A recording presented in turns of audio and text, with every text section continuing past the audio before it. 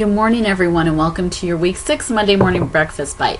Now, I know we have a lot to do this week. If you look at your Week 6 folder, you will see, you'll see your action items and your homework.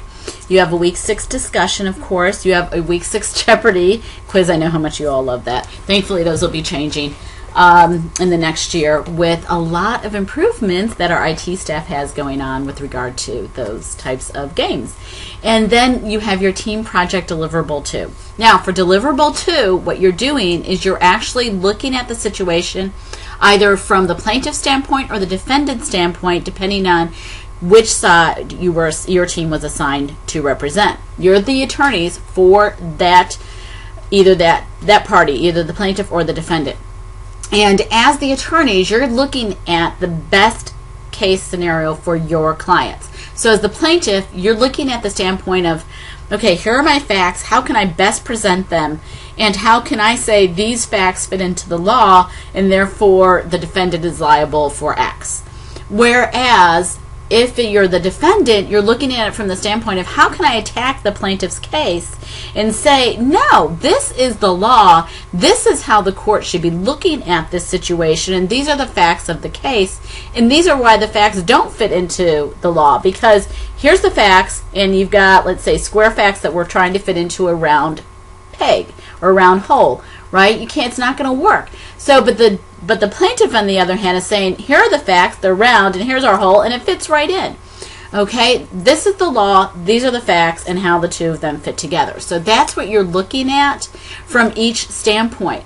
Your holding is actually going to be how you would like the court to hold on the issues that you've determined are the issues for the case.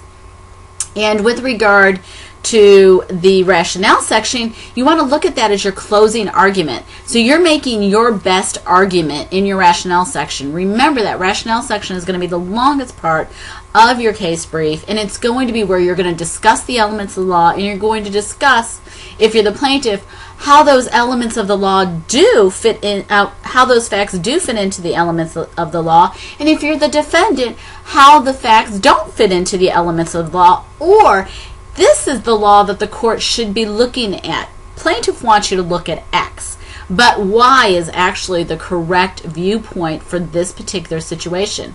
Now, in looking at this week's material, we're talking about licensing. Very important. Let's talk about licensing. I think that one of the scenarios may have something to do with licensing, so let's take a look at that.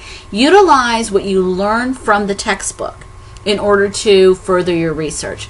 So while you may not, under any circumstances, use the textbook as a legal source, in other words, in your law section, the textbook cannot be used as a source because it's not legal authority, but it can be used as a research tool. So you can obtain information in that textbook in order to do your research on Lexis and find further information or the laws that actually support your position.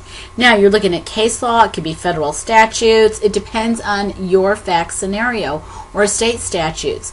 But case law is a great source because it is law, but what it does is it takes the facts, and there may be facts that are similar to your client's situation, and it takes the law and it explains how the facts do or don't apply to the law. So it really gives you a greater understanding of the law and how facts may or may not be applied to it depending on the particular given circumstances. So think about that when you are creating your project this week. Don't wait till the last minute, everybody. Remember, you've got your facts section, which has to be in paragraph format, and you have your rationale section, which has to be in paragraph format. Your rationale section is the longest section of your case brief. Your facts section is where you tell the story. So you want to make sure you have all the relevant information in there that a judge or jury would need to know in order to properly assess the case. Don't leave out a fact that you don't think favors your position, whether you're the plaintiff or the defendant, because the facts are the facts. And the last thing you ever want to do is leave out a fact that's going to hurt your case, because what you have to do is you have to still recognize it. But how can I minimize it in my rationale section or my argument to say it's really not as important as the plaintiff would like you to think it is, or it's really not as important as the defendant would like you to think it is because the law says X. That type of situation. Now, in your issue, in your holding, and in your law, that's where you can bullet point. So you're going to have one sentence for each issue, and you should not have more than 2 issues. 2 issues at the most, maybe just 1 issue that you spot, but 2 issues at the most, and don't micromanage it. In other words, don't get down to the nitty-gritty of the elements of the law. Give us your overall issues. What's the overall overarching issues in the case? If it's 1, then it's 1. If it's 2, then it's 2. But don't go into the sub-issues, which are the elements of the law. Don't go into that. Look at the overall picture of it. And remember, your holding is going to mirror your issue, answering it in the affirmative or the negative. And then the law is just citing the law, not explaining it, because you're going to explain it in the rationale section. And the good way to look at the rationale section is, the rationale section is your soup. And the facts, issue, holding, and law are the ingredients for your soup. So look at it from those standpoints.